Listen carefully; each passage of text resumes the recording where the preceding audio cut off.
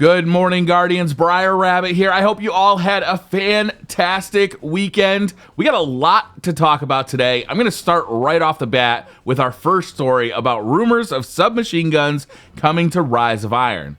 This story stems from people finding the weapon class listed in Destiny's database. This isn't the first time that we've seen them listed in the database. Keen-eyed players also saw this when the Taken King launched. I'm about 50-50 on this, to be honest with you. It's likely that it's not happening. We've seen a ton of stuff in the database before that never came to the game. It could have been an idea that developers had that they didn't have time to implement. Or they may have even built a few and just didn't like what they did to the game. There are a ton of reasons that submachine guns could be in the database without them actually being in the game that we play, so I wouldn't be surprised if we didn't see them come with Rise of Iron. However, in my eyes, it's just as likely that they are coming. Maybe they're being held back as a secret to surprise players after the launch of Rise of Iron. Maybe there's an exotic submachine gun that was originally developed for release in the Taken King, but once Bungie realized that Destiny 2 would be delayed, they decided to hold back for a year. Maybe they plan on releasing submachine guns in some sort of equivalent release to last year's April update. Who knows, really? There's a ton of speculation that could be done on this, and Lord knows I love speculation, but in my opinion, there's just not enough info to make a determination here. We'll just have to wait and see. Next up, YouTuber Esoteric has discovered a new ghost fragment and a Siva cluster on Mars. They are hidden in a sealed off room in the Clovis Bray facility on Mars, and it takes a bit of trickery to get to them. I'll put a link to the video in the description so you can check this out for yourself, but I would caution you against picking these up. We have seen this kind of thing cause issues with quests if the items are picked up before the game supports it. That being said, a new area on Mars is exciting, and hopefully this is an indication that Rise of Iron will have us traveling to more locations than just the Plaguelands, either in the main story missions or for secret quests later on. Last week we talked a bit about some unannounced changes that came along with update 2.4.0. Well, over the weekend, Titans noticed that the shoulder charge seemed to feel a bit different, but there was nothing in the patch notes to indicate that there was any change to shoulder charge. It seemed as though it had been stealth nerfed. Bungie responded to this by posting the changes on the BNet forums. There's a link in the description if you'd like to check it out. They confirmed that there was in fact a change due to the introduction of the artifact Memory of Jolder, which made the shoulder charge excessively deadly.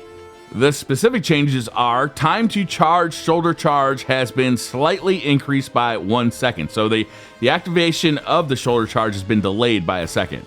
Shoulder charge attack speed and tracking have been slightly reduced, and the activation window for shoulder charge when using MK44 stand-asides has been reduced by 4 seconds. So this is pretty bad news for aggressive Titans, but really good news for hardscopers. Last week we talked about the ghost bullets that plague Destiny and took a look at Triple Rex's video in which he did some testing to showcase this. Well, YouTuber Keen Koala has some insights to add. He explains the difference between accuracy and initial accuracy, shows how bloom works, and explains that all of these are affected by range. He does a very good job of explaining this, and I would encourage you to watch the video in full. It's a bit dry, but it's the clearest explanation of these mechanics that I've seen to date. So now that we know that our damage goes down when we're outside of effective range, we have a clear indicator of when our cone exists. So when you watch a video where they hit someone in the head for 82 damage on a gun that does 86 damage to the head, you know that they're hitting them at a range in the cone. So do not be surprised if even if you let your gun settle back to initial accuracy, back to the initial cone, you miss. The takeaway from the video is bloom. Bloom on hand cannons or really any weapon is affected by the range of your target, the effective range of the weapon, and the rate at which you're firing your weapon. He argues there are no ghost bullets, just bullets that miss because you are outside of the effective range of your weapon. And it seems like a legit and well thought out explanation that doesn't really change my opinion that the mechanic sucks. In a shooter, when I'm firing at a target, I expect my bullet to go where I aimed it. Anything less feels bad. I understand why bloom is a thing, but I don't like it, especially on slow rate of fire, high impact weapons like hand cannons. If Bungie wants to reduce the effective range of hand cannons, I think there are better ways to do it. Let range affect the damage a bullet does, not where it goes. It doesn't really matter to me if you call them ghost bullets or missed shots because of bloom. If a bullet misses that should have hit, that stinks. Our final story of the day, many players have noticed that loading times in Destiny have gotten far faster, and Paul Tassi over at Forbes has the proof. Through a series of tests, he discovered that the load times between destinations have been decreased by 20 to 30 seconds.